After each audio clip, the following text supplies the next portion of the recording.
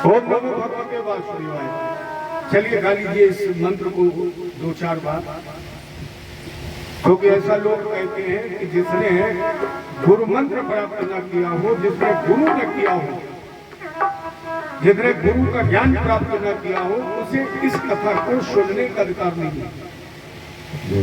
एक महान भाव ने प्रश्न किया, गुरु जी अगर कहीं कथा हो रही है और मैं पंडाल में पहुंच जाऊं, मैंने गुरु न किया हो, बहुत लोग ऐसे होते हैं, तो क्या हम उस कथा को छोड़ दें? क्या उस पंडाल से निकल जाएं, उस कथा को न सुने? विद्वानों का नहीं। अगर आप पंडाल में पहुंच गए हैं, आपके पास गुरु मंत्र नहीं है, तो आसन पर बैठ करके इस मंत्र का आप 12 बार उच्चारण कर लीजिए। और जब इस मंत्र का 12 बार उच्चारण कर लेंगे तो ये मंत्र तब तक आपका गुरु रहेगा जब तक आप किसी साकार गुरु की शरण में नहीं चले जाएंगे। इसलिए चलिए हम आप उस मंत्र को 2-4 बार गा लें, जिससे हम आप कथा सुनने के अधिकारी बने। ओम नमो भगवते वासुदेवाय। ओम नमो भगवते वासुदेवाय। ओम नमो भगवते वासुदेवाय। ओम नमो भगवते वासुदेवाय। वासुदेवाय नंद नंदनाय। वासुदेवाय नंद नंदनाय। वासुदेवाय नंद नंदनाय। वासुदेवाय नंद नंदनाय। ओम नमो भगवते वासुदेवाय। ओम नमो भगवते वासुदेवाय। ओम नमो भगवते वासुदेवाय। ओम नमो भगवते वासुदेवाय।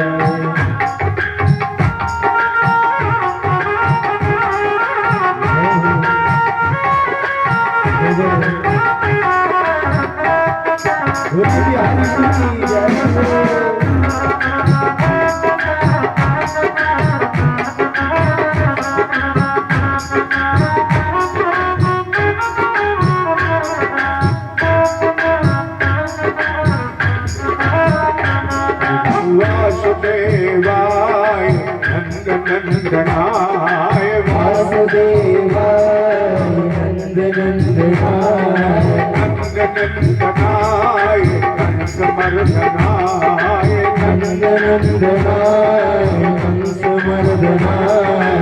ओम नमो भगवते वासुदेवाय। ओम नमो भगवते वासुदेवाय। ओम नमो भगवते वासुदेवाय। ओम नमो भगवते वासुदेवाय। 12 अक्षर हैं, अर्थात भागवत जी का लेखन 12 स्कंद में भगवान कृष्ण की द्वारका का निर्माण भी 12 योजन में, और वासुदेव भगवान के मूल मंत्र में भी 12 अक्षर। क्यों? हमारे आपके शरीर में 12 ही अंग तो हैं। भागवत की कथा कहीं बाहर की नहीं है, न कहीं द्वारका बाहर है। हमारे आपके साकार शरीर में 12 ही अंग हैं। आप गिन लीजिए, 5 कर्मेंद्री, 5 ज्ञानेंद्री, 1 मन, 1 बुद्धि। कितनी हो गई? 12। और अगर इनमें से ये 12 चीजें हटा दी जाए तो शरीर में कुछ बचेगा? 5 कर्मेंद्री हटा दी जाए, 5 ज्ञानेंद्री हटा दी जाए, 1 मन हटा दिया जाए, 1 बुद्धि हटा दी जाए, तो शरीर बचेगा? ये जो हमारे आपके 12 अंग है ना, यही श्रीमद् भागवत के 12 स्कंद हैं। ये जो हमारे आपके 12 अंग हैं, यही द्वारका के 12 योजन हैं, और यही हमारे 12 अक्षर इस शरीर के 12 अंग हैं।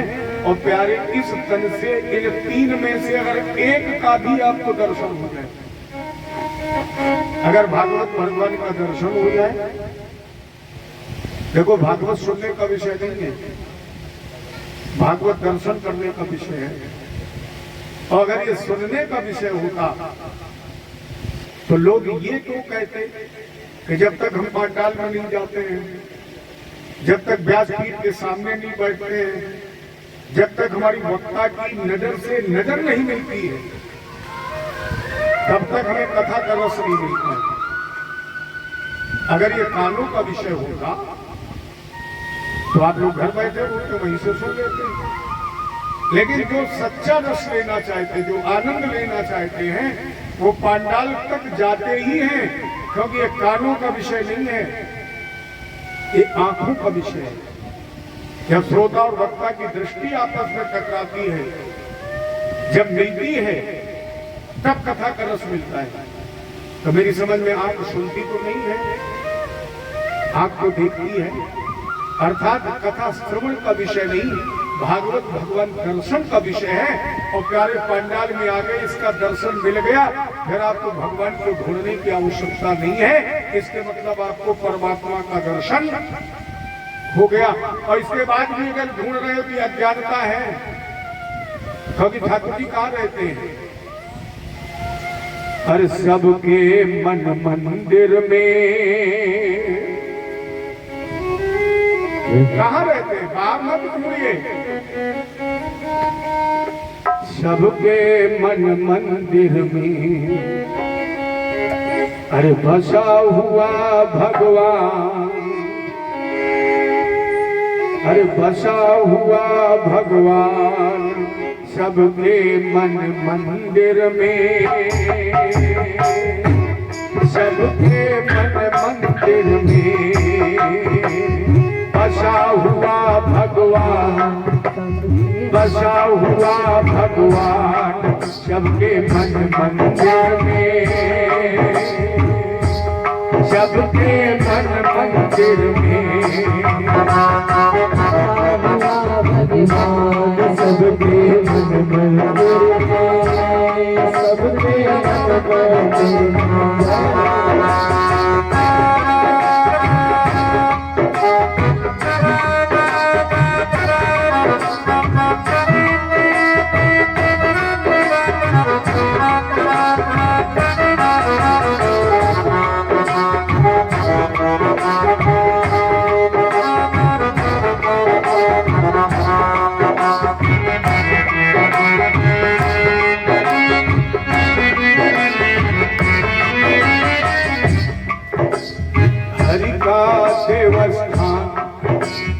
हरि का देवस्थान सबके मन मंदिर में, सबके मन मंदिर में हरि का देवस्थान सबके मन मंदिर में, सबके मन मंदिर में, सबके मन मंदिर में, सबके मन मंदिर में, सबके मन मंदिर में, सबके मन मंदिर में। जय हो।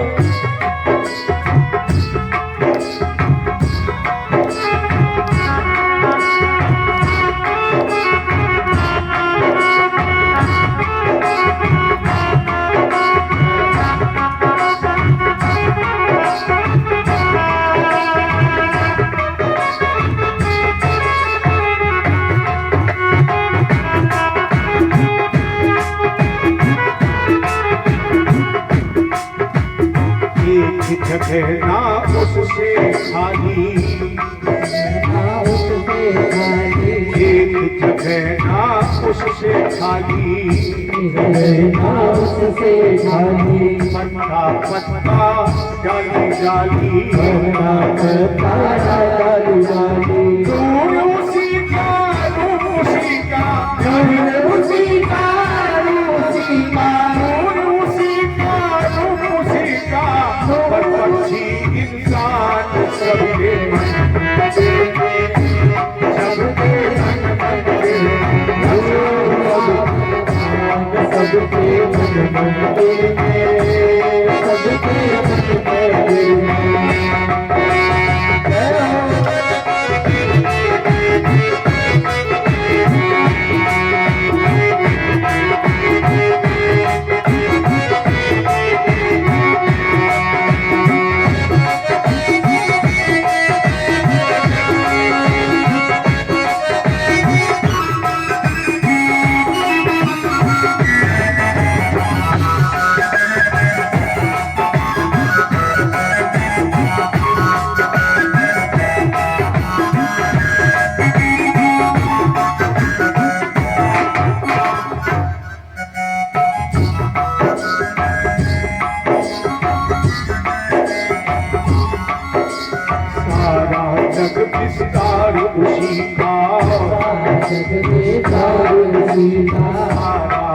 विस्तार उसी का, जग विस्तार उसी का, सब कुछ है आधार उसी का, सब कुछ है आधार उसी का, सबका है आधार उसी का, सबका है आधार उसी का। जन्माए पाले संघारे, जन्माए वाले संघारे, जन्माए पाले संघारे, व्यापक ईश महान, सबके मंदिर में, सबके मंदिर में आशा भगवान, सबके मंदिर में हो, सबके मंदिर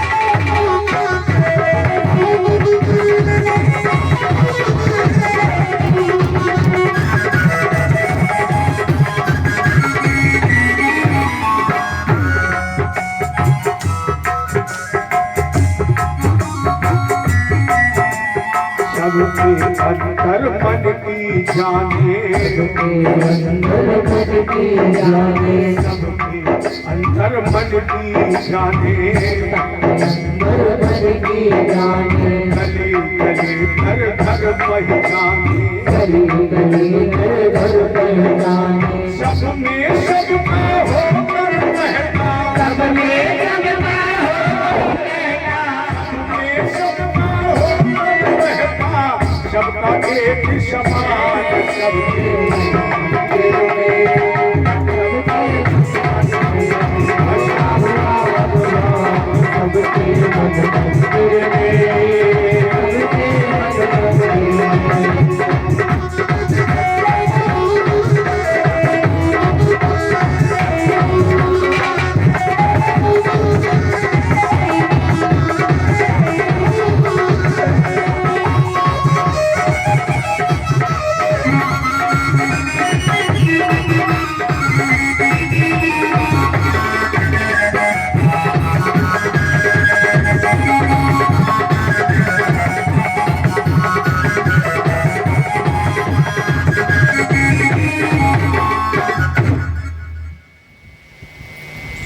पत्ता पत्ता डाली डाली,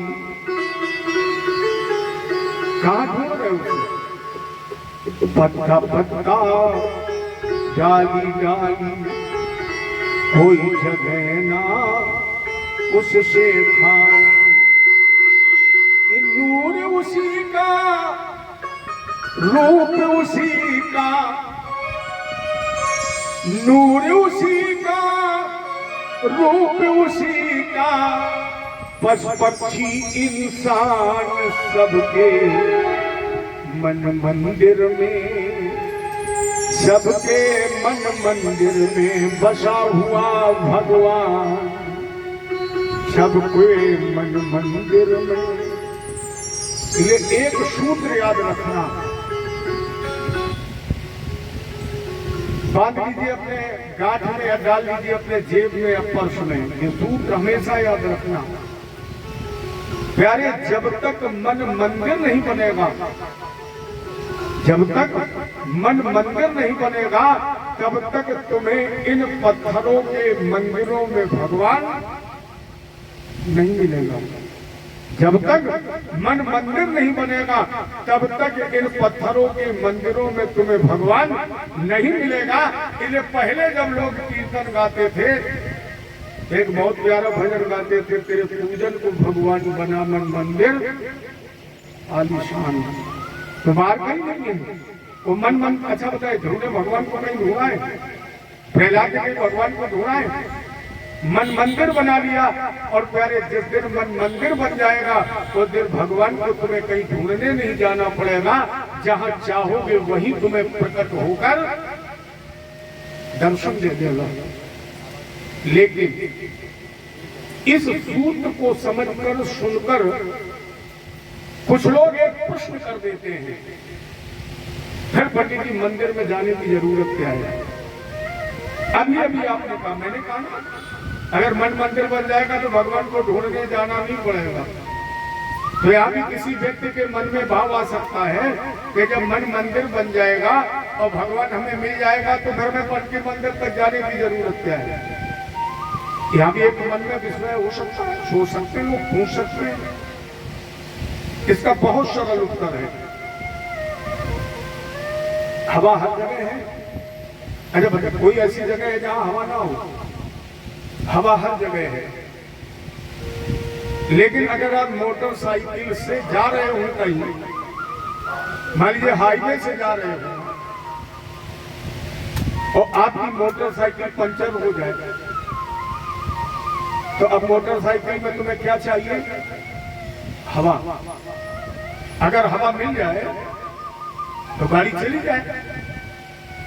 तो ये जो हवा बह रही है, ये हवा भर जाएगी। अगर मोटरसाइकिल पंचर हो जाए तो ये हवा भर जाएगी, हर जगह है। उसी तरह भगवान हर जगह है। मंदिर जाना क्यों जरूरी है?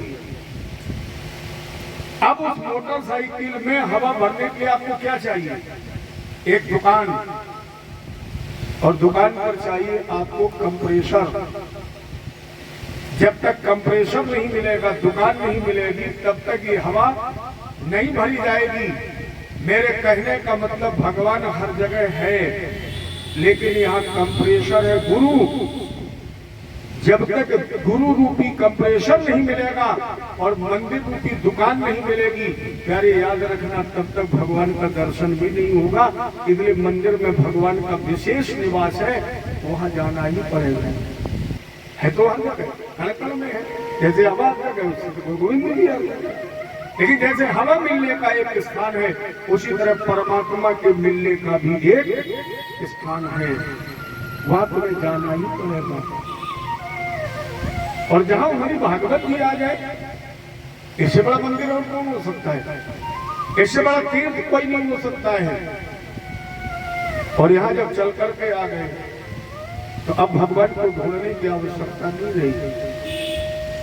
अगर द्वारका धाम की कभी परिक्रमा करने का गौरव मिल जाए और अंतरात्मा से एक मंत्र ओम नमो भगवते वासुदेव का उच्चारण होने लगे, तो भी भगवान को फिर ढूंढने की आवश्यकता नहीं है। इसके मतलब तुम्हारे अंतःकरण में मेरा गोविंद तुम्हें तेज देने के लिए, शक्ति देने के लिए, अपने स्वरूप का आभास कराने के लिए प्रकट हो चुका है। वर्तमान में आपके पास वही तीन बहुमूल्य रत्न, एक मानव शरीर, दूसरे संत का सानिध्य और तीसरे भगवान की विमल कथा। इसलिए द्वादश स्कंद 18,000 श्लोक, अगर इनको भी जोड़ा जाए तो बहुत अच्छा भाव निकलता है। अगर 18,000 को आप जोड़ेंगे तो बनेगा 18, 1 और 8,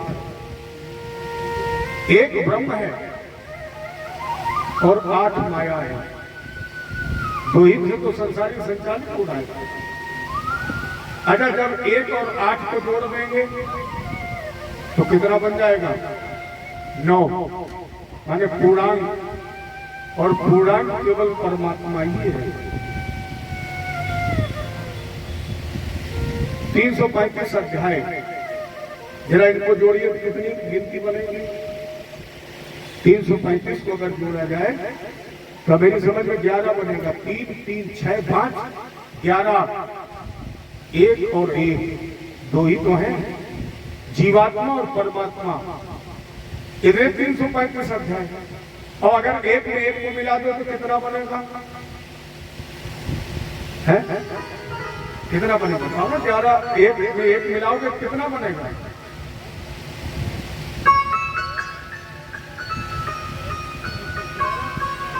आप बताइए, आप तो विद्यालय चलाते हैं। 2 बनेगा और 11 बनेगा। इसके मतलब आप कथा सुन के हमारी कथा भूल गई है, इसीलिए मैंने आपसे पूछा कि देखें कितना याद है। याद रखिए, 1 और 1 से न तो 2 बनेगा और न 11 बनेगा। 1 में 1 को मिलाओगे तो 1 ही बनेगा। अच्छा बताइए, 2 गिलासों में आपको पानी दे दिया जाए और इनको कह दिया जाए मिला दो तो कितना बनेगा आप बता दो? एक ही बनेगा ना। अच्छा, आप लोगों को कढ़ी बहुत अच्छी लगती है। कढ़ी में कितनी चीजें पड़ती है? कितनी पड़ती बताइए? 2-4 छह तो पड़ती है, लेकिन बनती कितनी है? क्यों 11 और 2 के चक्कर में पड़ी? एक बनवा। अरे कढ़ी नहीं, सब्जी कोई भी चीज बनाइए, कितनी भी चीजें मिला दीजिए, लेकिन मिलने के बाद वो बनती है हमेशा एक। यही तो हम चाहते हैं कि अभी तक बहुत हम बने रहे, बहुत चीजें हमें मिल गई, लेकिन उन मिलने के बाद भी हमें बनना क्या है?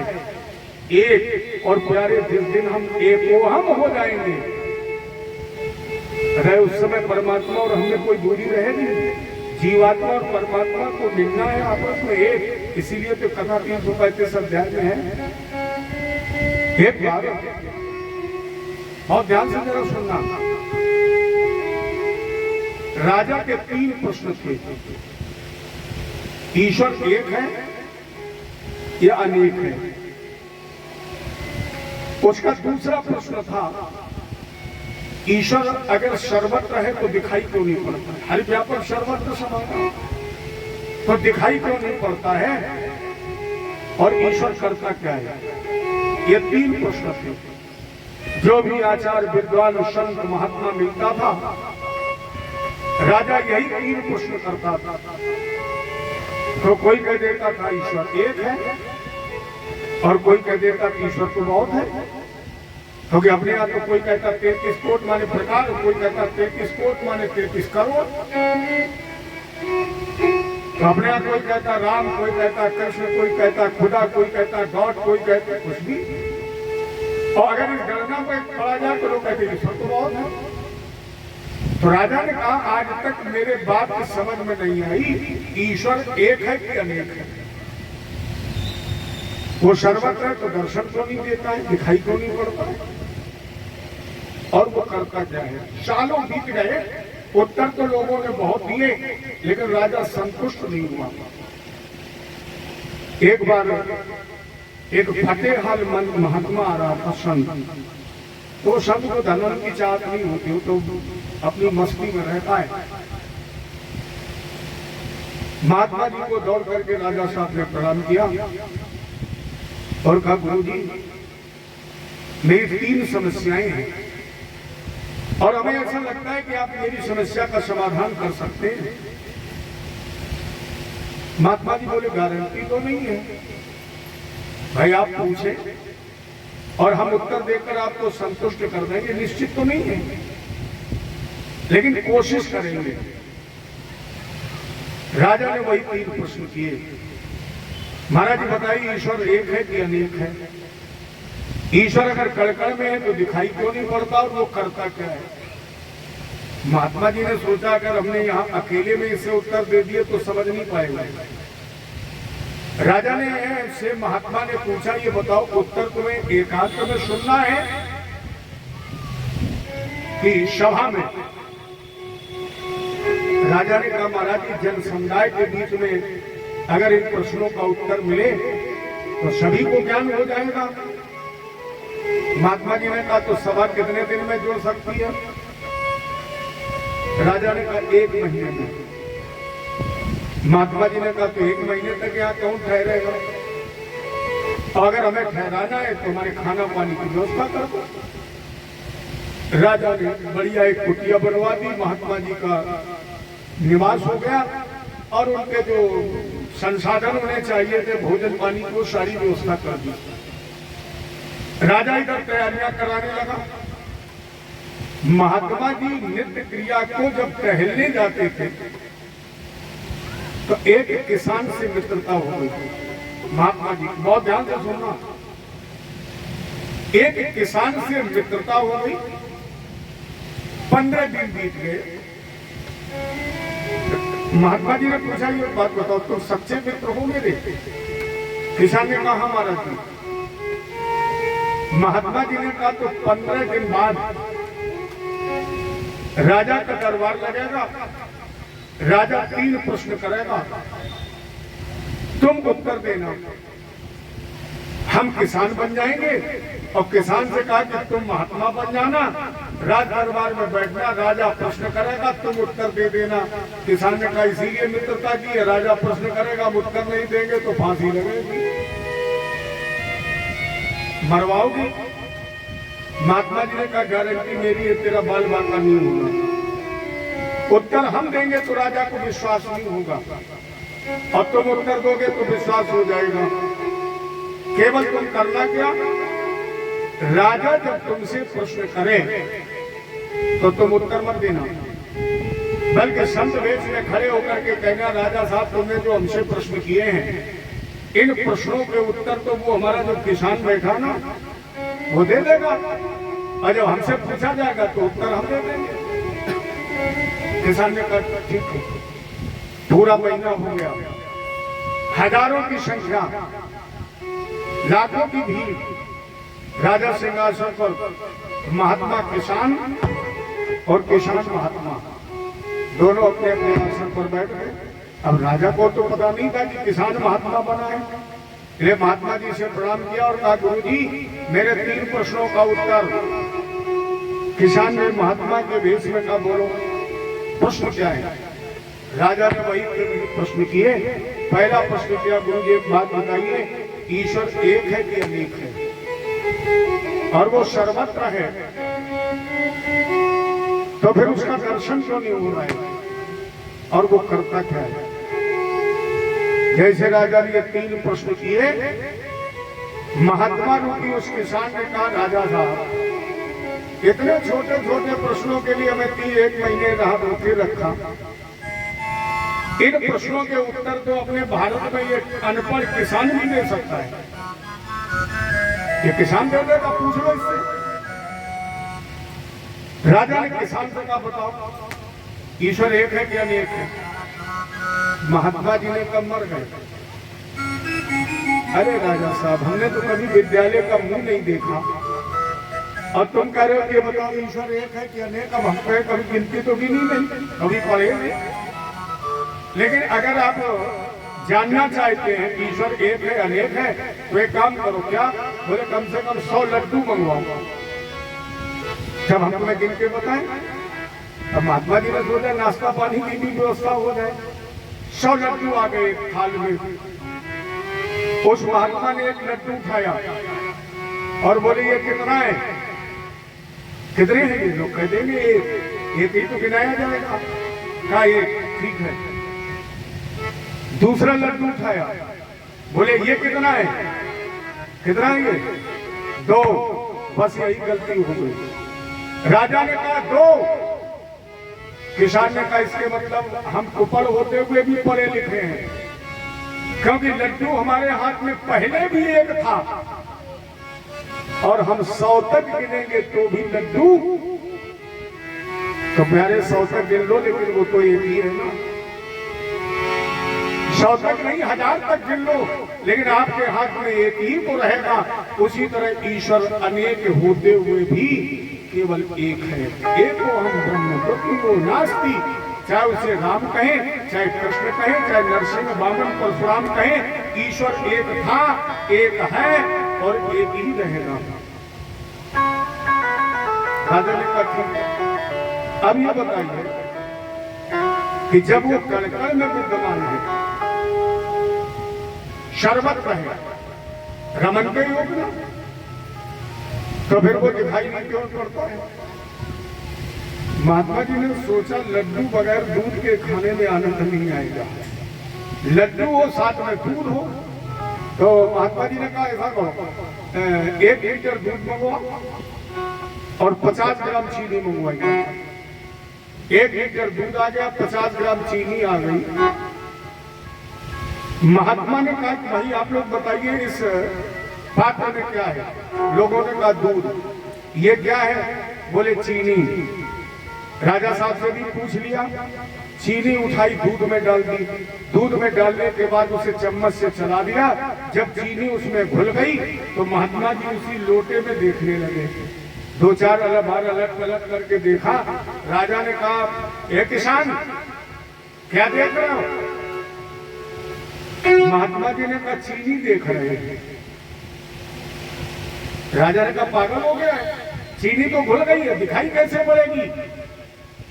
महात्मा जी ने कहा यही तो हम समझा रहे हैं कि जैसे दूध में चीनी सबके सामने घोली गई लेकिन दिखाई नहीं पड़ रही है, उसी तरह परमात्मा भी हमारे आप के देखते देखते कण कण में घुल गया, दिखाई नहीं पड़ रहा है। वो घुला तो इसी तरह। अच्छा इसे भी छोड़ दीजिए, आप लोग बताइए कोई ऐसी लकड़ी है जिसमें आग ना हो? कोई ऐसी लकड़ी है जिसमें आग ना हो? लेकिन लकड़ी आपके हाथ में हो के आग प्रकट हो जाएगी? नहीं प्रकट होती। कब प्रकट होती? बोले अतिशय रगड़ करे जो कोई अप्रकट अनल चंदन पे। हर पत्थर में आग है, और न मानो तो कभी अंधेरे रात में उसे लड़ा के देख लेना। लेकिन पत्थर अगर आपके हाथ में है तो क्या आग निकल आएगी? अरे माचिस की तीली में भी तो आग है, लेकिन हाथ से पकड़े रहोगे तो आग प्रकट हो जाएगी। उसी तरह तो तेरे अंदर तो समाया हुआ है, तेरा रगड़ करके तो देखो, अतिशय रगड़ तो करिए, वो कर में है। हम उसे आप दो आंखों से, इन आंखों से देखना चाहते हैं, जिनसे आसमान वस्तुओं का दर्शन होता है, क्योंकि नश्वर है। सत्य का दर्शन करने के लिए प्यारे एक तीसरा ने शंकर जी के पास थोड़ी है, केवल तीसरी आंख शंकर जी के पास ही नहीं, हमारे आपके पास भी है। अच्छा कुछ लोग कहते शंकर जी की तीसरी आंख खुल जाए दुनिया जल जाए, और हम कह रहे शंकर जी की आंख खुल जाए एक तिनका नहीं जला सकते। शंकर जी की आंख में किसी को जलाने की क्षमता नहीं है, और किसी को जलाया भी नहीं शंकर जी ने। आप कहोगे आप रामायण को झुठला रहे हो? नहीं, मैं रामायण को नहीं झुठला रहा। आप रामायण पूरी पढ़ करके तो देखिए, शंकर जी की आंख में अगर किसी को जलाने की क्षमता होती तो भगवान शंकर सिया स्वयंवर में 15 आंखें लेकर बैठे, एक दो आंखें लेकर नहीं बैठे। शंकर रामे रूप अनुराग, शंकर राम रूप अनुराग, शंकर रामे रूप अनुराग, शंकर राम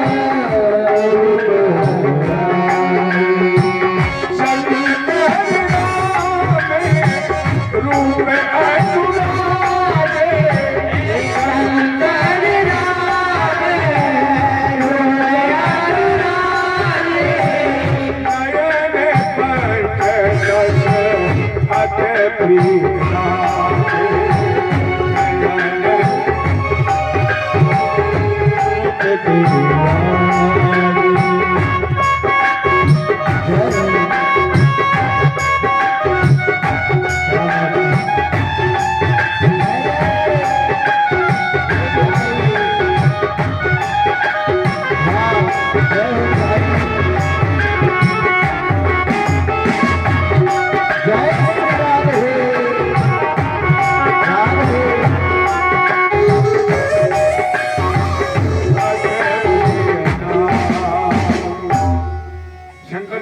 आंखें लिए बैठे, नयन पंच 10 15 नेत्र। और अगर शंकर जी की तीसरी आंख में जलाने की क्षमता होती तो 5 आंखों से चारों तरफ, मान लो 10 तो साधारण हो गई, एक एक वो एक्स्ट्रा वाली अगर 5 आंखें 5 चारों तरफ देखती तो शायद सिया स्वयंवर जल गया होता। भैया शंकर जी के समान कोई सरल कोई देवता ही नहीं, इनके मुकाबले कोई सीधा देवता नहीं है, और शंकर जी के समान जल्दी प्रसन्न होने वाला कोई देवता नहीं।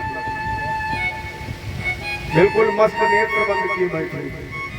अच्छा आप कहोगे रामायण में शंकर जी ने किसको जलाया है?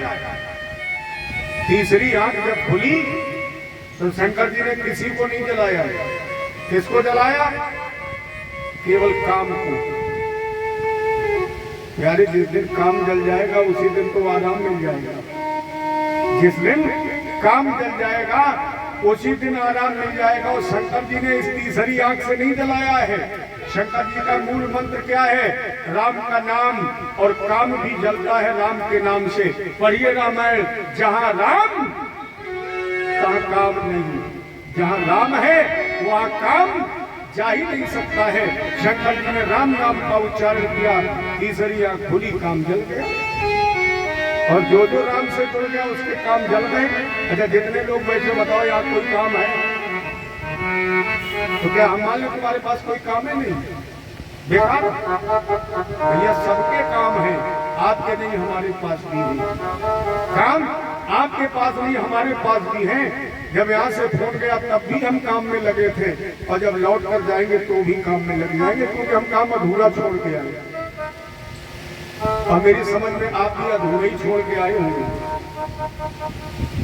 अच्छा बता, सब ईमानदारी से बताना, एक भी व्यक्ति हाथ उठा के बताए, क्या आप काम पूरा करके आए हो? अगर किसी का पूरा हो गया हो तो बताओ। लेकिन जब तक यहाँ बैठे हो तब तक काम नहीं है। और जैसे पार्क के बाहर पहुंचे, अरे पार्क की तो छोड़ो, आरती प्रसाद हुआ ही नहीं तो बोले जल्दी दो प्रसाद, बस काम करते। जब तक राम से जुड़े हो तब तक काम से दूर हो, और जब तक काम से दूर हो तभी तक तो आनंद है। हालांकि मेरे इष्ट कृष्ण है, आप लोग कृष्ण कथा सुन रहे हैं, कृष्ण ग्रंथ भी यहाँ रखा हुआ है।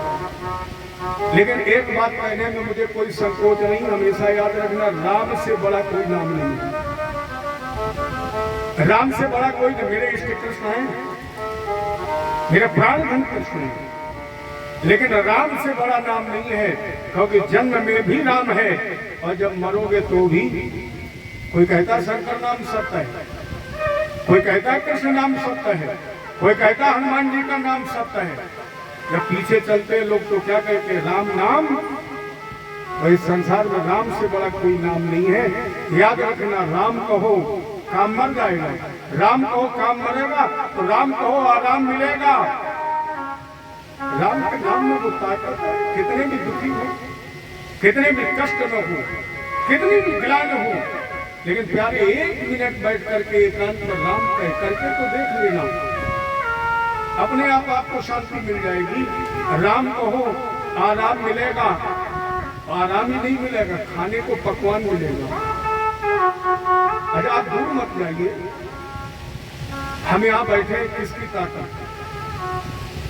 इस आसन पर मैं बैठा हूँ, मेरे पास क्या है?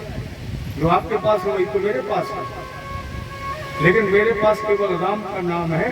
उस राम नाम की बदौलत हम यहाँ बैठे हैं और आप वहाँ बैठे हैं।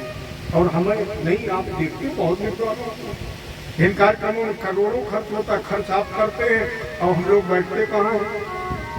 आप तन देते हैं, आप धन देते हैं, आप समय देते हैं, लेकिन जिसे आप बुलाते हैं उसके पास राम के नाम की ताकत होती है, तो सबसे ऊंचे आसन पर बैठता है। राम कहो आराम मिलेगा, खाने को पकवान मिलेगा, पूरे दिन भले ही व्रत करना पड़े लेकिन निश्चित शाम को मिलेगा। और जब प्यारे यहाँ से चलोगे तो तुम्हें जाने को विमान मिलेगा। इसलिए राम कहो आराम मिलेगा। तेरी मर्जी का मैं हूँ गुलाम। आज नहीं गाएंगे,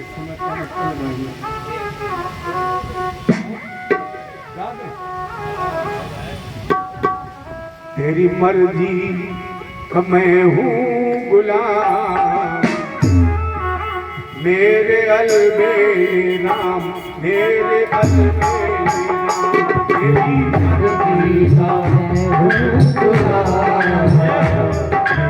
अलबे राम, मेरे भगवान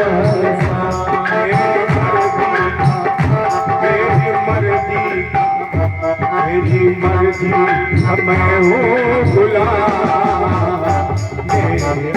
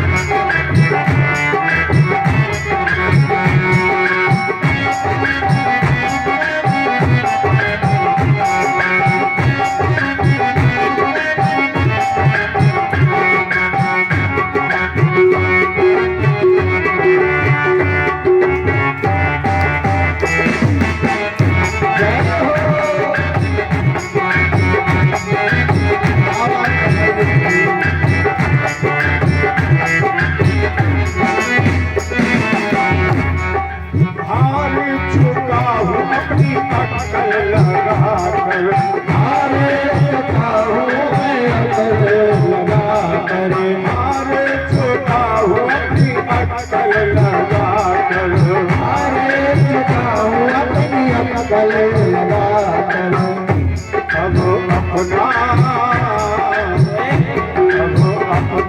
संभालो इंतजार।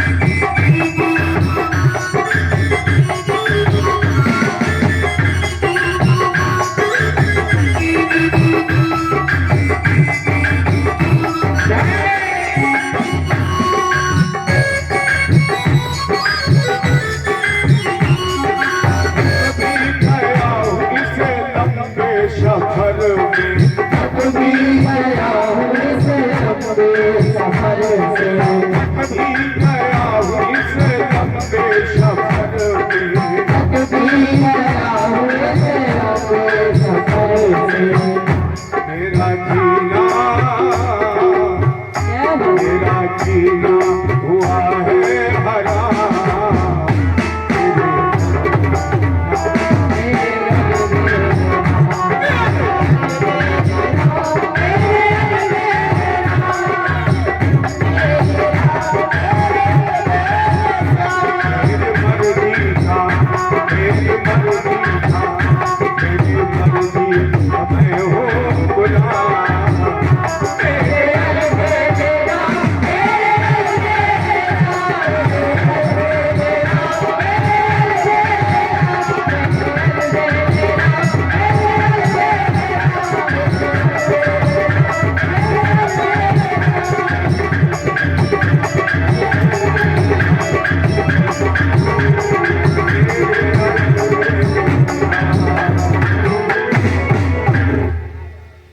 तेरी रजा में अब मेरी है राजी, तेरी रजा में अब मेरी है राजी।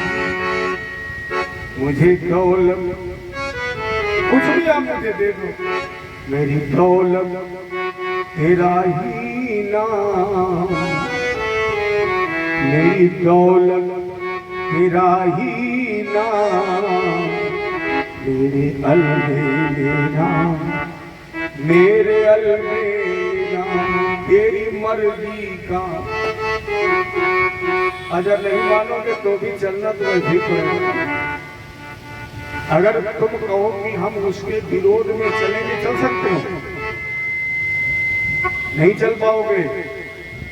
और अगर चल पाते होते तो ये कथा 12 तारीख को शुरू हो गई होती। लड़ सकते हो उससे।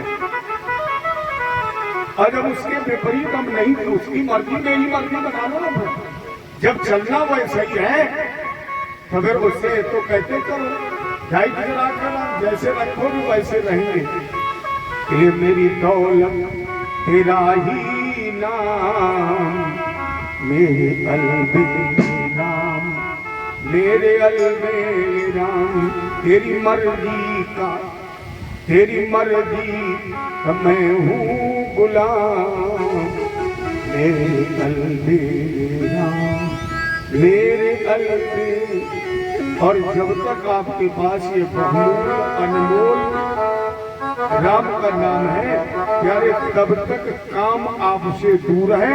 ये शंकर जी की शरण में जाइए, तीसरा नेत्र खुल जाए, राम का नाम मिल जाए तो जीवन का काम खत्म हो जाए। क्योंकि सबसे ज्यादा परेशान तो यही करता है।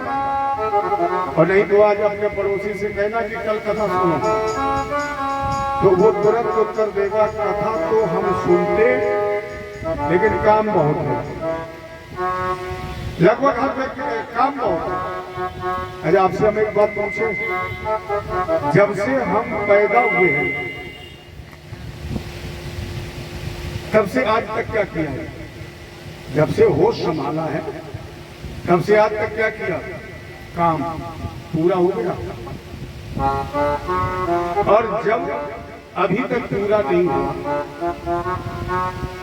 तो 7 दिन में हो जाएगा।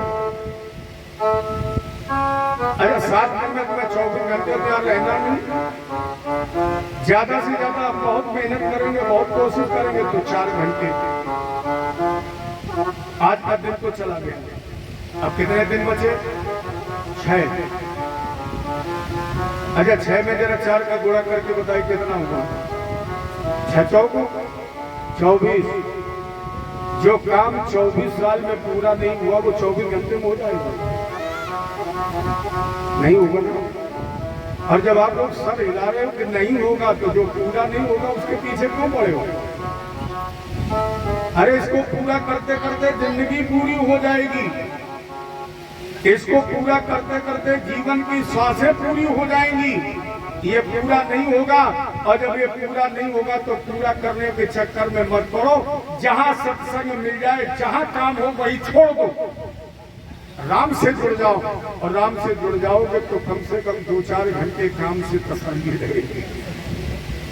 इसलिए जुड़ो राम से, काम खत्म हो जाएगा। तो महात्मा जी ने कहा, राजेंद्र मेरा राम तो रोम रोम में है, दिखाई नहीं पड़ता है। तीसरी आंख खोल करके देखिए, जीवन का काम जल जाएगा और तुम्हें राम का दीदार हो जाएगा। क्यों?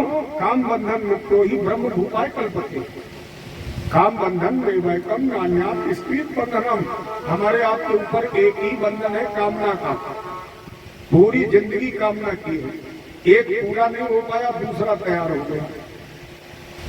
एक पूरा नहीं हो पाएगा, दूसरा तैयार हो जाएगा। इस बंधन को अगर जीतना है तो भगवान की शरण। काम बंधन मुक्त हो, जिस दिन कामना के बंधन से मुक्त हो जाओगे उसी दिन तुम्हें भगवान का साक्षात्कार हो जाएगा, उसी दिन तुम एक हो जाओगे। राजा ने कहा, महाराज जी मेरा तीसरा प्रश्न, वो करता क्या है? और जैसे राजा ने तीसरा प्रश्न किया, वो करता क्या है? महात्मा जी ने कहा, देखो 2 बातें हमने तुम्हारी मानकर उत्तर दे दिया, अब तीसरी का उत्तर नहीं दूंगा। राजा से पूछा, क्यों? बोले, आप अनाधिकार चेष्टा कर रहे हैं।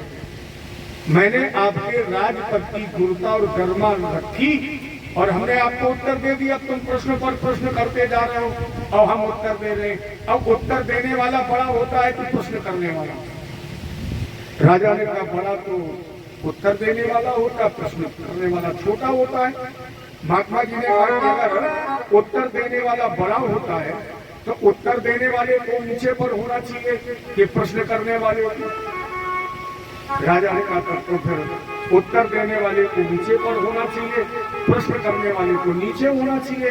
तो बोले, फिर आप अनाधिकार चेष्टा क्यों कर रहे हो? हम जमीन पर खड़े हैं, तुम सिंहासन पर बैठे हो, इसलिए हम उत्तर नहीं देंगे। राजा तुरंत सिंहासन से उतर कर नीचे आया और उस महात्मा को सिंहासन पर बैठा दिया। जैसे महात्मा जी सिंहासन पर बैठे और राजा साहब जमीन पर खड़े हुए, महात्मा जी ने कहा, प्रश्न करो। राजा ने कहा, ईश्वर करता क्या है? महात्मा जी ने कहा, अभी भी आंखें नहीं खुली। ईश्वर यही तो करता है कि हमें जमीन से उठाया, राजा बना दिया और तुम्हें सिंहासन उतार जमीन पर खड़ा कर दिया। यही तो ईश्वर करता है, ईश्वर का काम। अरे आप लोगों ने पढ़ा नहीं है, मूकम करो दिवाचालम पंगम लंघिते गिरम कृपा हम बंदे। अगर उसकी कृपा हो जाए तो क्यों सतयुग त्रेता में जाओ? अपने इसी कलयुग में अरुणिमा नाम की लड़की जो दिव्यांग थी, वो एवरेस्ट पर चढ़ गई। वो एवरेस्ट पर चढ़ गई। कृपा किसकी थी? बड़े बड़े पैर वाले नहीं चढ़ पाते। जब उसकी कृपा होती है हम बंदे, तो वो सब कुछ कर सकता है, वो सब कुछ करने में सामर्थ्यवान है। तीनों प्रश्नों का समाधान हो गया। मेरे कहने का मतलब केवल इतना है, इस दृष्टांत का, इस क्षेपक का उद्देश्य केवल इतना है कि ईश्वर को आप किसी भी रूप में माने, किसी भी नाम से माने, लेकिन वो एक था, एक है और एक ही रहेगा। वो कण-कण में विद्यमान है, दृश्य नहीं हो रहा है, क्योंकि हमारे नेत्रों पर अज्ञानता, अविद्या और अहंकार का पर्दा पड़ा हुआ है। और ईश्वर राजा से रंग राई के पर्वत करे, पर्वत राई माई। तो क्या गोविंद की कृपा है कि उन्हीं की छत्र छाया में हम आप इस कथा को श्रवण करने के बैठे। इसलिए द्वादश स्कंद, 18,000 श्लोक और 335 अध्याय। जिसमें मंगलाचरण में प्रथम श्लोक सच्चिदानंद रूपाय शुत्पत्त्यादि हेतवे तापत्रय विनाशाय श्री कृष्णाय भयं नुमः। ये भागवत के मंगलाचरण का प्रथम श्लोक है और इसमें पूरी भागवत का सार समाया हुआ है। सच्चिदानंद, जिसकी आप कथा सुन रहे हैं उसका प्रथम नाम सच्चिदानंद ही है। राम, कृष्ण, हनुमान, दुर्गा, ये सब नाम भक्तों ने बाद में रखे। अपनी सुविधा के अनुसार किसी ने राम कह दिया, किसी ने कृष्ण कह दिया, लेकिन उसका प्रथम नाम सच्चिदानंद ही है। सत धन चित धन आनंद, सबसे पहले सत्य। सत्य के दो रूप हैं, एक सत्य धारण किया जाता है और एक सत्य होता है निचोड़, जो संपूर्ण ब्रह्मांड का रस है, वो है सत्य। हमारी भागवती को महापुराण की उपाधि को मिली, इसका कारण है इसमें किसी की स्तुति नहीं है। रामायण पढ़ो तो गोस्वामी जी ने तो 8 घंटा केवल स्तुति की, मूर्ख तक की स्तुति की। शिव पुराण पढ़े तो शंकर जी की स्तुति है, विष्णु पुराण पढ़े विष्णु जी की स्तुति है। लेकिन जब आप भागवत पढ़ेंगे तो इसमें किसी की स्तुति नहीं है। फिर स्तुति किसकी है? केवल सत्य की। वेद व्यास जी ने लिखा सत्यम परम धीमहि, हम सत्य को प्रणाम करते हैं, क्योंकि ईश्वर प्रथम सत्य ही है। हितोपदेश पुस्तक में चाणक्य जी ने लिखा और उनका सत्येन धार्यते पृथ्वी सत्येन तपते रवि सत्येन वातवायुश्च सर्वे सत्यम प्रतिष्ठतम। सत्येन धार्यते पृथ्वी, ये पृथ्वी किस पर टिकी है? सत्य पर। सत्येन तपते रवि, सूर्य प्रकाश लेता है किसके प्रभाव से? सत्य से। ये हवा चलती है सत्य से। जहां तक हमारी आपकी दृष्टि पहुंच रही, जो भी दृष्टिगोचर हो रहा है, ये सब सत्य की धुरी पर टिका है। अगर आप लोग आगे चलकर भगवान कृष्ण के जन्म की कथा सुनेंगे तो देवताओं ने, ब्रह्मांडिक ऋषियों ने जब भगवान को बुलाया तो रामकृष्ण कहकर नहीं बुलाया। शायद संतों ने और देवताओं ने आवाज लगाई, सत्य व्रतम सत्य परम सत्यम सत्यस्य सत्यव्रतम सत्य परम सत्यम सत्यस्य योनिं निहितं च सत्ति सत्यस्य सत्यामृत सत्यनेत्रम सत्यात्मकं ताम शरणं प्रपन्ना। 9 बार केवल सत्य कह करके ही बुलाया। रामकृष्ण नरसिंह ने नहीं कहा सत्य। और मानस भी करी धर्मो न दूसरे सत्य समाना।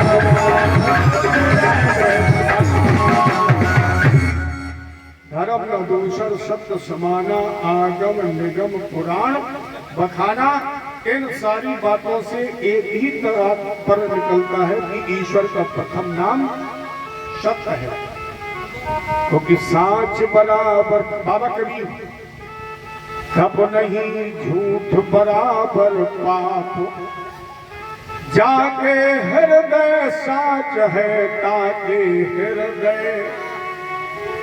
कहा है वो जिसके अंदर सत्य है? सत्य ईश्वर का स्वरूप है।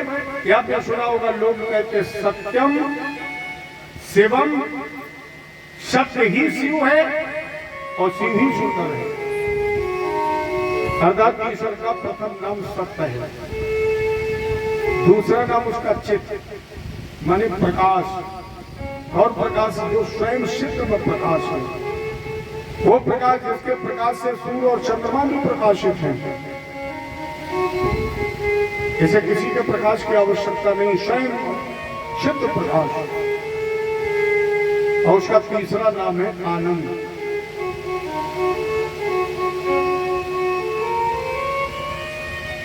आनंद का कोई विरोध नहीं है।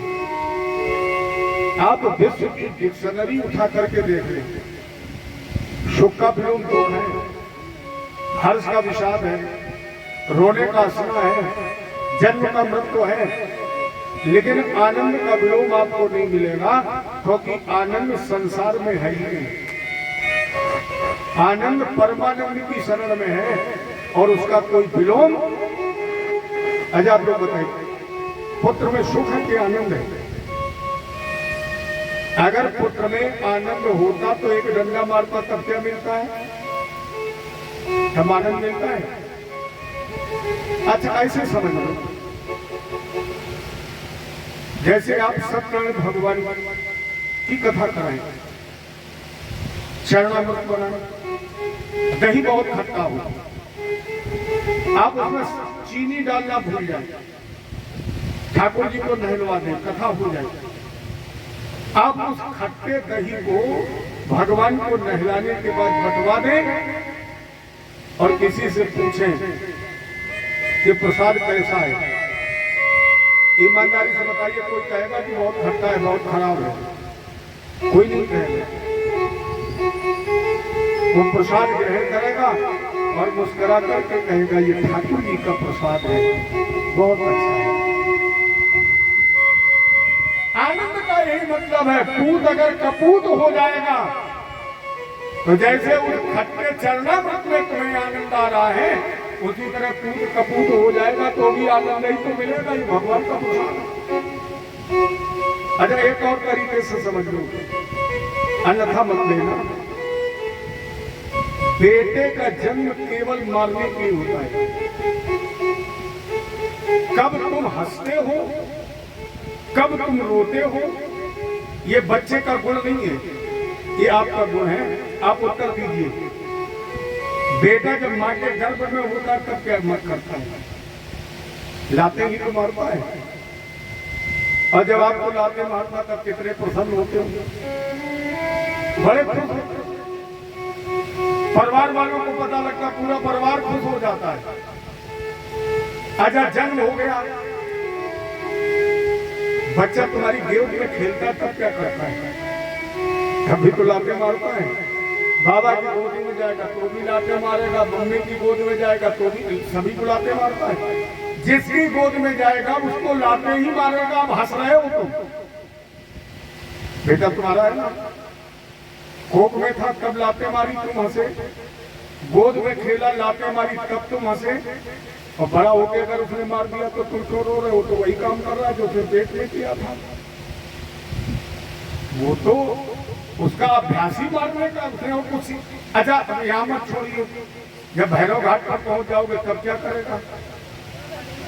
तब भी मारेगा ना। तो जब उसका काम ही मारना है तो तुम्हारा जब मन आए तब रो लो, जब मन आ जाए हंस लो। वो अपना काम कर रहा है, तुम अपना काम कर रहे हो, इसलिए बच्चे का स्वाभाविक गुण है, वो अपना काम कर रहा है। तुम्हारा कब मन हंसने का है और कब मन रोने का है, ये तुम्हारी इच्छा है।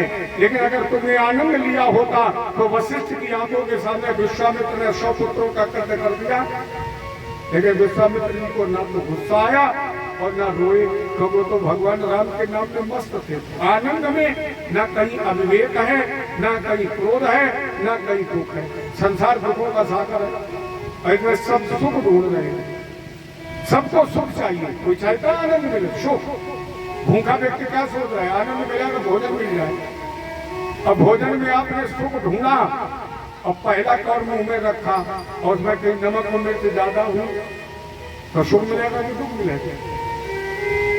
इसलिए उसका नाम आनंद है, वो सुख दुख से रहित है। और जिसने जिसने आनंद को, अच्छा मेरी मत मानिए, कैसे जन्म का ही तो प्रमाण है, वो टीवी में देखते हो, आपने कान पर जितने तो कहीं विद्वान नहीं, कान पर जितनी कहीं कथाएं नहीं होती। और ज्यादातर लोग सुनते हैं, जब भी कृष्ण जन्म होगा तो विद्वान एक लाइन जरूर गाता है, अरे नंद के आनंद भयो। क्या गाता है? नंद के आनंद भयो जय कन्हैया लाल की।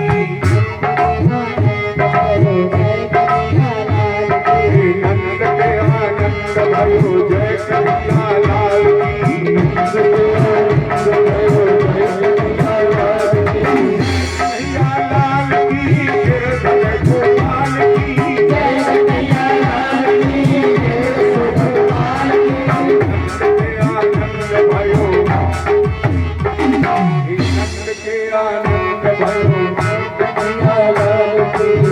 अब इसी लाइन से निष्कर्ष निकाल लो, आप लोगों ने क्या पाया है? नंद के आनंद कौन पैदा हुआ है? किसी ने कहा कि नंद के कृष्ण पैदा हुआ है। हम आप क्या कहते हैं? नंद के आनंद भयो। नंद के घर में किसका जन्म हुआ? आनंद का।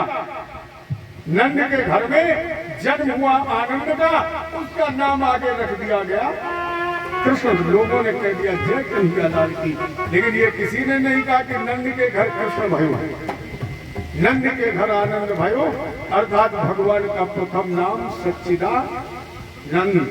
फिर तुम्हारी जो मर्जी आ जाए वो रख लो, नाम तो उसका सच्चिदानंद ही है। इसके बाद तुम्हें जो अच्छा लगे वो अपने ठाकुर का नाम रख लो अपनी मर्जी के अनुसार। नाम में कितने बात हैं? 3, सत, चित और आनंद। तो फिर उसके 3 स्वरूप भी हैं, ब्रह्मा, विष्णु और महेश। इस संसार को संचालित करने के लिए 3 रूप। तो फिर 3 रूपों में 3 प्रकार की माया, माया, योग माया, महामाया। माया ब्रह्मा जी के पास रचना, विश्व प्रत्यात्रित में विश्व की उत्पत्ति, पालन और संहार।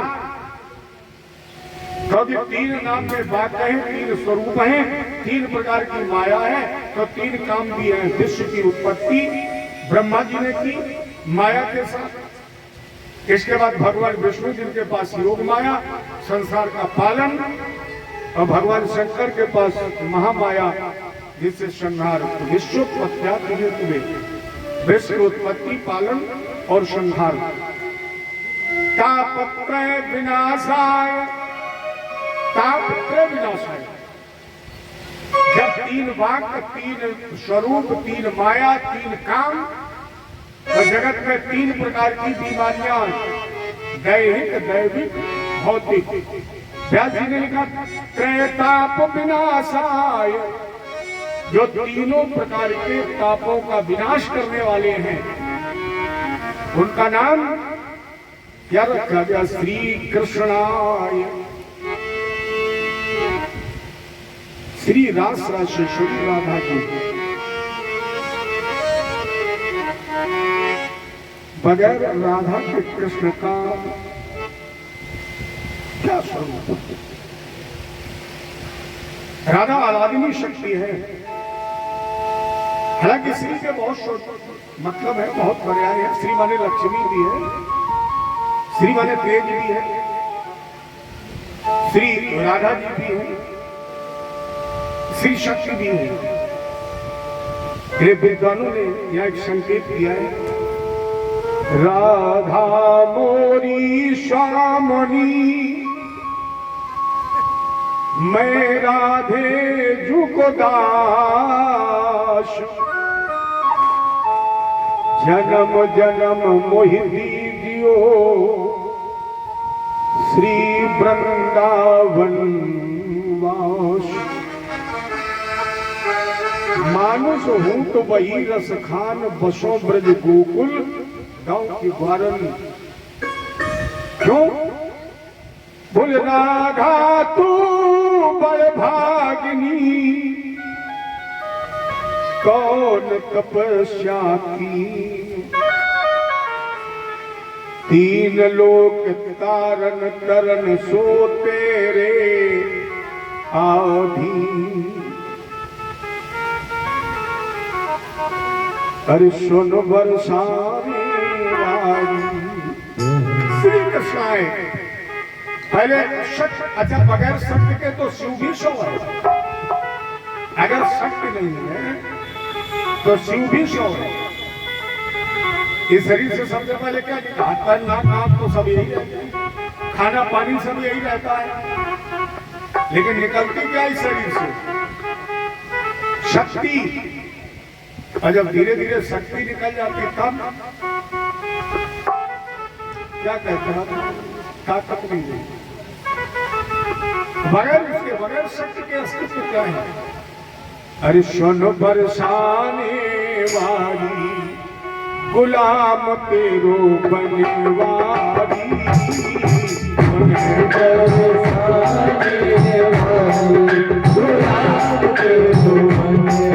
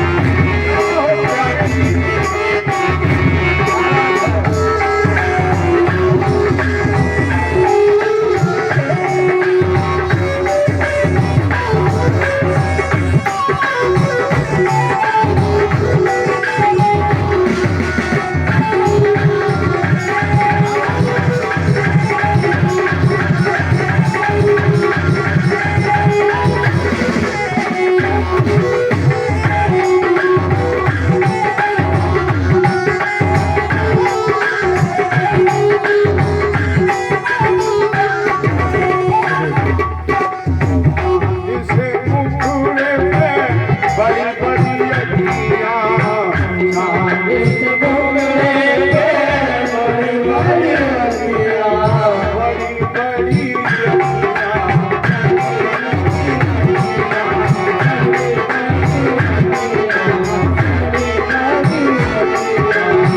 चांद से उतरे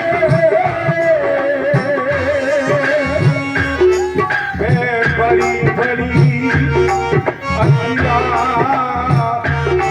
बड़ी बड़ी अखियाँ, बड़ी बड़ी अखियाँ, चांद से उतरे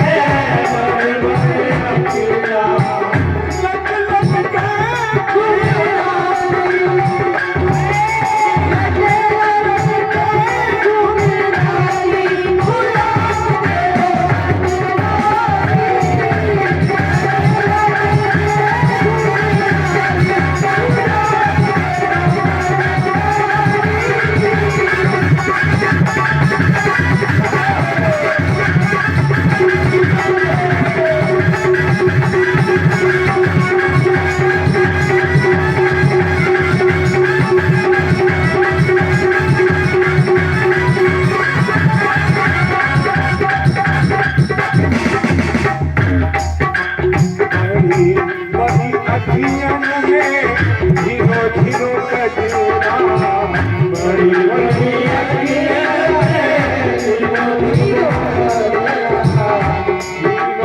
धीरो कजरा, धीरो धीरो कजरा, धीरो नीलू गजरा, नीलू नीलू गजरा, बड़ी बड़ी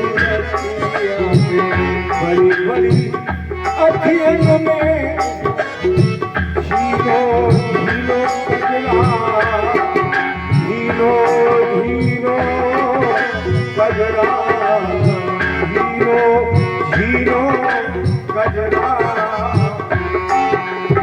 आयल कोई बिहारी, जय हो आयल कोई बिहारी, गुलाम तेरो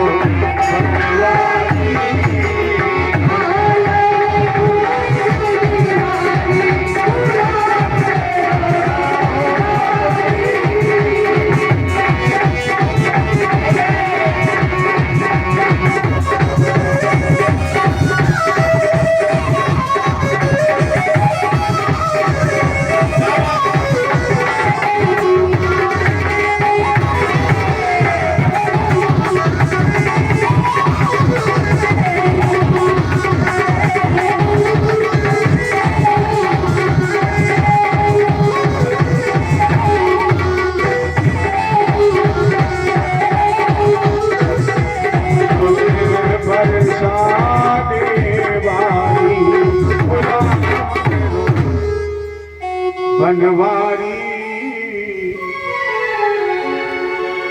वृंदावन की कुंज गलन में रास रचो गिरधारी, गुलाम तेरो बनवारी। ये श्री कृष्णाय, ये श्री रास राशेश्वरी महारानी राधा जी, राधा राधा के कहे बाधा सब कट जाए। वृंदावन के वृक्ष को मरम न जाने को, जहाँ डाल डाल और पात पात से श्री राधे राधे, जय जय श्री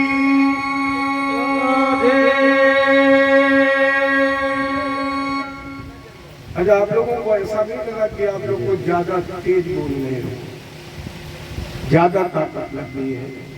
और हमारी माताएं जो दरवाजे पर बैठी, इन्होंने तो इतनी ताकत लगा दी, उनकी आवाज हमारे पास तक आ गई। नहीं, थोड़ा बोलिए, तो अगर बोलोगी तो कल भगवान के पास आ जाओगे। अच्छा, आपकी इतना धीरे से बोलना कि आपके पड़ोसी ये न सुने कि आप क्या बोले, इतनी धीरे से बोलना। जय जय श्री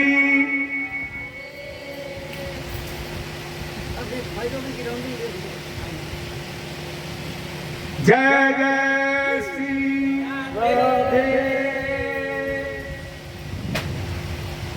राधे के नाम से शक्ति का संसार होता है। तो श्री कृष्णाय वयम नुमः, हम सभी रास राशेश्वरी राधा रानी के साथ साथ यदि कुलभूषण 16 कलाओं से धरा को विभूषित करने वाले भगवान कृष्ण के चरणों में प्रणाम करते हैं। हम सभी प्रणाम करते हैं। इसके पश्चात श्री सुखदेव जी महाराज की चरण वंदना की गई और लिखा गया वेद व्यास जी के द्वारा, यम प्रव्रजन्तम अनुपेतम अपेत कृत्यम दैवायनो विरह कातर आजुहाव पुत्रे तन्मे तया सर्वोभिने दुष्टम सर्वभूत हृदयम मन्मानतोषि। परमहंस अवधूत संस्कार शून्य अजान बाहु, जिन्होंने अपने में अपने पिता को तन्मय कर लिया है। जन्मति ही जग दुख निरत नरा लपेटे अंग, भाग चले सुखदेव जी लगे पिताजी संग। जन्मते ही जिन्होंने नारा अपने कमर में लपेट लिया, जिन्होंने अपने पिता को अपने में तन्मय कर लिया है, संस्कार शून्य, जिनका एक भी संस्कार नहीं हुआ है। अरे चलो सोचिए, जिसने माँ के गर्भ को ही 12 महीने के मंदिर बना दिया है, जिसने माँ के गर्भ में ही 12 साल तक एक निष्ठ होकर के तपस्या की हुई, उसे संस्कार की आवश्यकता है। संस्कार तो हमारे आप जैसे अज्ञानी जड़ अभिमानी लोगों को जरूरत है कि संस्कार के द्वारा इसके अंदर अच्छे संस्कार का प्राकट्य हो जाए, लेकिन जिसने स्वयं अपने आप में संस्कारों को मां के गर्भ से ही गला लिया है, क्योंकि लोग इन्हें पागल भी तो कहते हैं। और अगर किसी से कहा जाए कि पागल को जरा उल्टा करके लिखो, तो पागल का उल्टा बनता है गल्पा। गल माने गलाया, पा माने पाया। पागल हम उसे नहीं करते हैं जिसका दिमाग खराब हो जाए, जो किसी को ईंट पत्थर फेंक के मार दे, वो पागल नहीं है। पागल वो है जिसने कुछ प्राप्त करके अपने रोम रोम में गला लिया है। सुखदेव जी को इसलिए पागल कहा गया, सुखदेव जी ने राज राजेश्वरी महारानी राधा जी के निर्देशन में अमरनाथ की कंदराओं में आकर शिव की वाणी से सुनी है अमर कथा, और उस अमर कथा को रोम रोम में गला लिया है। इन्हें किसी संस्कार की आवश्यकता नहीं। संस्कार सुन अजान बाहु, अजान बाहु उसे कहते हैं जिसके चलते समय हाथ की मध्यमा उंगली पैर के घुटवा के नीचे तक पहुंच जाती है। अजान तो इसलिए हाथ लंबे हो कि उसकी ये वाली उंगली पैर के घुटवा के नीचे तक पहुंच जाए, और जिसके अंदर ये लक्षण होता है वो विशिष्ट प्रतिभा का धनी होता है। कहीं ना कहीं उसके अंदर विशिष्ट लक्षण होते हैं। तो सुखदेव जी अजान बाहु, ऐसे परमहंस संस्कार शून्य श्री सुखदेव जी महाराज के चरणों में हमारा कोट सा प्रणाम, नमन, नमस्कार। और इसके बाद आधार बनाया गया नैमिष को। इस मंगलाचरण के बाद कथा का आधार नैमिष, और ये कहा जा सकता है कि बगैर नैमिष के किसी भी पुराण की पूर्णता असंभव है। यदि आप सत्यनारायण भगवान की कथा भी अपने घर में कराए तो नैमिष का ही नाम पहले आता है। एक बार नैमिषारण्य में 88,000 शौनकादिक ऋषि एकत्रित हुए।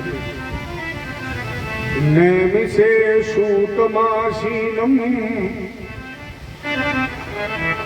कथा विवाद महामति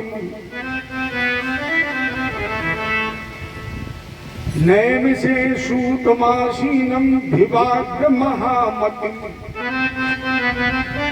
कथा रसस्वादे कुशलो शौनकोश प्रवीर। एक बार शौनकादिक ऋषि नैम सारण क्षेत्र में एकत्रित हुए और व्यासपीठ पर प्रतिष्ठित किया गया सूत जी महाराज को। महात्मा या जितने भी संत उपस्थित हैं इसमें 1-1 लाख वर्ष की उम्र के लोग हैं, लेकिन जो व्यासपीठ पर जिन्हें बैठाया गया वो युवा संत हैं, क्योंकि यह चक्रानुसार कथा चलती है। सत्संग 24 घंटे नित्य प्रत होता है। आज सूत जी का नंबर था, इसलिए सूत जी को व्यासपीठ पर बैठाला, पूजन अर्चन वंदन किया और वंदन करने के बाद शौनक जी प्रधान ऋषि से प्रधान आसन पर बैठे और उन्होंने जिज्ञासाएं रखी। कोई प्रश्न नहीं किया, जिस तरह हम आप प्रश्न कर देते। कुछ लोग तो कहेंगे पंडित जी वो एक प्रश्न हमसे किसी ने किया है इसलिए हम आपसे पूछ रहे हैं, और जो भी है कहे कि किसी ने हमसे किया है, जरा उससे पूछो क्या तुमसे किया तो तुम ही बताओ ना। ये क्यों नहीं कहते हम स्वयं हमसे किसी ने पूछा है, से मतलब तुम अपने आप में अद्वितीय विद्वान हो जो तुमसे पूछा कर। अरे सीधे पूछो, कभी प्रश्न मत करो, कभी तर्क मत करो, कभी कुतर्क मत करो, जिज्ञासा रखिए। तो जिज्ञासा रखिए। सौरभ जी ने कहा महाराज जी आओ भाग, जो आज आपकी वाणी से मैं भगवत चरित्र सुनने को मिलेंगे, लेकिन हमारी जिज्ञासा क्या है? अज्ञान ध्वंस कोटि शूर समत प्रभ सूता क्या ही कथा सारम मम कर रसायनम भक्ति ज्ञान विरागा तो। महाराज जी मेरी इच्छा क्या है? अज्ञान ध्वंस मानव के अंदर जो अज्ञानता है, जो अशिष्टता है, इस अज्ञानता का विध्वंस करने के लिए कोट सूर, एक सूर नहीं करोड़ों सूर के समान जिसमें तेज आभा प्रकाश ज्योति हो, ऐसी कोई ज्ञान की ज्योति जलाइए। अज्ञानता के साथ साथ सूरता क्या, जहां जलाया जाता वह तपन होती है, जब जलेंगे तो तपन होगी। लेकिन महाराज जी अज्ञानता जले तो, लेकिन उस जलने में जलन ना हो, उसमें तपन ना हो, फिर क्या हो? मम कर रसायनम, मेरे कानों को रस माने अमृत, मेरे कानों को वो अमृत के समान मीठी लगे। उस ज्योति में, उस तेज में ताप ना हो, जलन ना हो, बल्कि उसके अंदर रस अमृत के समान मीठा हो। भक्ति ज्ञान विवेको वर्धते महान, जिसके अंदर भक्ति ज्ञान वैराग्य की वृद्धि हो जाए। वैष्णव लोग जिसे प्रेम से सुनते और कहते हैं वैष्णव कीर्ते कथम या प्रेक्षक तो वैकुंठम योग दुर्लभ है। जो वैकुंठ बड़े बड़े योगियों को दुर्लभ है, लेकिन इस अगर तेज की छत्र छाया में आ जाए तो दुर्लभ वैकुंठ भी प्राप्त हो जाएगा। कोई ऐसी दिव्य कथा मुझे सुनाइए। सूत जी ने कहा शौनक महात्मा बड़ी बहुत सुंदर तुम्हारे प्रश्न है।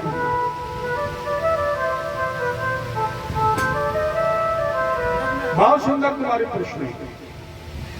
प्रीति शौनक चित्ते हतो वच विचारचा सर्व सिद्धांत निष्पन्नम संसार भयनाशनम। हम तुम्हारे सामने वो सार प्रस्तुत करने जा रहे हैं, वो दिव्य तेज जो संसार के भय का विनाश करने वाली है। सारे दुख समाप्त हो जाएंगे। अब जरा अपने आप अंदर झांक कर देखिए, कोई ऐसा व्यक्ति है दुनिया में जो ये कहे कि हमें दुख नहीं है? आज तक आपको कोई मिला? जैसे लोग आचार्यों के पास जाते हैं, किसी हस्त विशेषज्ञ के पास जाते हैं और कहते हैं महाराज जी बहुत दुखी हुई। जिनके पास जाते जरा उनसे पूछो कि तुम सुखी हो। हम तो आपसे निवेदन करेंगे कि कभी किसी को हाथ मत दिखाइए, कभी किसी से भविष्य मत जानिए। ये मत किसी से पूछो कि कल कैसा होगा। मान लीजिए तुमने हमसे पूछा, मान लो आपने मुझसे पूछा और मैंने कह दिया कि कल तुम्हारा एक्सीडेंट हो जाएगा। अगर नहीं होगा तो हम पर मुकदमा करूंगा। नहीं कर सकते हो हम पर मुकदमा, लेकिन तुम्हें कल तक कैसा लगेगा? तुम 24 घंटे यही सोचोगे गुरु जी ने बताया कल एक्सीडेंट हो जाएगा, तो न तो तुम बाहर निकलने की कोशिश करोगे, न तुम्हें खाना अच्छा लगेगा, न पानी अच्छा लगेगा, न तुम्हें नींद अच्छी। अरे भैया कल क्या होगा किसने देखा है? भूत किसी ने देखा नहीं, भविष्य कोई जानता नहीं। वर्तमान में बैठे हो, जितना अच्छा जी सकते हो जी लो। आज यहाँ बैठे हो, जितना अच्छा जी सकते हो जी लो, जितना अच्छा खा सकते हो खा लो, जितना अच्छा पहन सकते हो पहन लो। कल किसने देखा है? कल के चक्कर में मत पड़ो, कल जो होगा सो देखा जाएगा। सब लोग कहीं महाराज बहुत आनंद है, लेकिन क्या बोले एक बेटा ठीक नहीं तो कहाँ सुख मिला? सुख दुखों का सागर है। लेकिन प्रबोधक ब्रह्मचारी जी महाराज ने लिखा प्रातः स्मरणी, भागवत जी के महात्म्य में उन्होंने दोहा, दैहिक दैविक मानसिक चाहे होए भव की व्यथा, सब रोगन की औषधि एक है श्रीमद् भागवती कथा। दैहिक दैविक मानसिक, ये जो 3 प्रकार की बीमारियां हैं, इन बीमारियों की दवा केवल भगवान की कथा है, केवल इनका सानिध्य है। और इसके लिए करना क्या? केवल एक काम। अगर इन बीमारियों से बचना है तो केवल एक कार्य करना है। क्या? तदहम ते भाष्यामि सावधानतया सुनू। केवल इस कथा को तुम्हें सावधान होकर के सुनना है। कब तक सुनना है? जब तक मन लगे। और जब मन न लगे तो जबरदस्ती मत सुनो। तब तक सुनो जब तक मन लगे। जैसे डॉक्टर ये कहे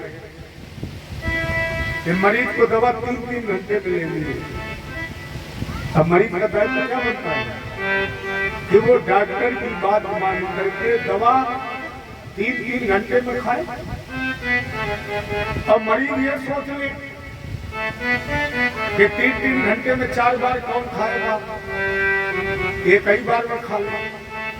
तो मेरी समझ में एक बार में खा लेगा तो न मर्द रहेगा और न मरीज रहेगा।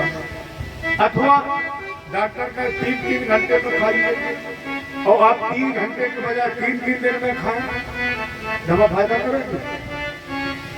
डॉक्टर के बताए अनुसार अगर मरीज दवा का सेवन करता है तो उसे लाभ प्राप्त होगा। तो यहाँ डॉक्टर कह रहा है कि अगर जगत व्यवहार की बीमारियों की दवा चाहते हो तो श्रीमद् भागवत की अमर कथा मन लगा करके सुनो। और जब मन लगा करके सुनोगे तो अपने आप तुम्हारी सारी बीमारियां दूर हो जाएंगी। इन्हें कदम पे अभ्यास्यामी सावधान क्या सुन। इस कथा को आप सावधान होकर के सुने। केवल इतनी ही व्यवस्था की गई कि आप सावधान होकर के सुने। वेद व्यास ने बड़ी सुंदर सुखड़ी श्लोक में लिखा कि अगर सावधान होकर के सुनोगे तो हरे सारे संसारे विषे विष शंगा कुल धिया क्षणार्थ क्षेमार्थे पीबत शोक गाथा तुलसुधाम किमर्थ व्यर्थ भो प्रजत कुतसित कुतपथे परीक्षित गत साक्षी यछवण गत मुक्ति युक्ति कथनी असारे संसारे। ये संसार असार है, इस असार संसार में क्यों न एक एक क्षण भगवान की इस पावन निर्मल कथा को सुने मन लगाकर। और अगर मन लगाकर इस कथा को सुना तो निश्चित है कि संसार की सारी बीमारियां दूर। तो आज भगवान से यही प्रार्थना करते हुए कथा का विश्राम करें कि मन हमारा निरंतर आपके चरणों में ही लगा रहे।